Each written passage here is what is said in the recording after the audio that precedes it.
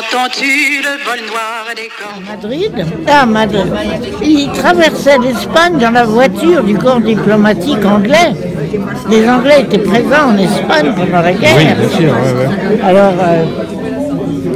une fois qu'ils avaient passé les Pyrénées, avec ça c'était difficile, on les emmenait à Bilbao, où il y avait un bureau anglais, et les Anglais les prenaient en charge, les conduisaient jusqu'à Gibraltar. Je ne sais pas pourquoi à Gibraltar, il fallait Parce les que cacher. c'était un port. Oui, non mais pour ne pas entrer dans Gibraltar, il fallait les cacher dans le coffre de la voiture. Ah, d'accord. Et alors, évidemment, les Anglais étaient... J'aime bien raconter ça.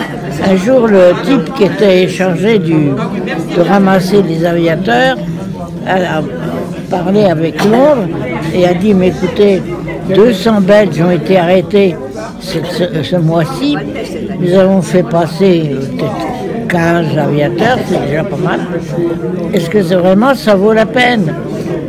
Et alors Londres a répondu, mais vous ne vous rendez pas compte de l'effet que ça fait quand un type qu'on a cru mort, on a mis sa famille en deuil, et revient et dit à tout le monde, mais n'ayez pas peur, même si votre avion est touché, vous n'êtes pas mort. Regardez, moi j'en suis un exemple. Alors ça donne beaucoup de courage à ceux qui partent. Ouais. C'est vrai, ça va changer le moral de ceux qui partaient. Savoir qu'il y avait des gens qui s'en occupaient. Alors il leur disait, mais j'ai vu Montmartre, j'ai vu la Tour Eiffel. Et vous donc, dans votre réseau, vous saviez la frontière belge avec la France. Alors de quel point à quel point? Parce qu'on ne pouvait pas passer directement de Bruxelles à Paris par l'Express qui existait, parce que les Allemands avaient placé des agents qui demandaient des questions en français à tout le monde pour voir s'ils parlaient français. Alors mon chef, si on peut dire, avait organisé des passes, c'est-à-dire la frontière est là, il y a un village, tout près de la frontière, un village belge dans lequel il y a une maison amie où on peut amener les boys. En face, presque le plus possible, un village français où il y a aussi une maison. Des guides belges, des jeunes gens, amenaient les boys, par exemple, à Rhume, en Belgique, et moi je prenais le train pour l'île et puis pour le village de Bachy, en France. Et j'allais dans la maison d'un douanier, d'ailleurs, et à la nuit, il nous faisait faire Bachy, Rhume. À Rhume, on trouvait les boys, on les ramenait à Bachy, en France. Comment?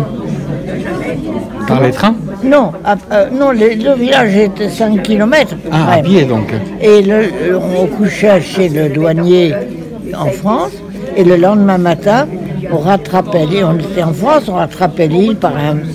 Voilà. Et je prenais le train de Paris, une fois. À Lille, je prenais le train pour Paris avec eux. Alors, une fois à Lille, vous preniez les trains? Oui, c'était à la frontière pour ouais. Et là, vous deviez être vraiment très jeune. J'avais 17 ans pour la déclaration de la guerre. J'avais 20 ans quand même. Au revoir. Au revoir. Vous savez, les gens ils sont presque centenaires maintenant. On est presque centenaires. Bah oui, si vous saviez 17 ans à ce moment-là. C'est une belle centenaire. Et beaucoup de courage, parce que pour faire ce que vous faites ici.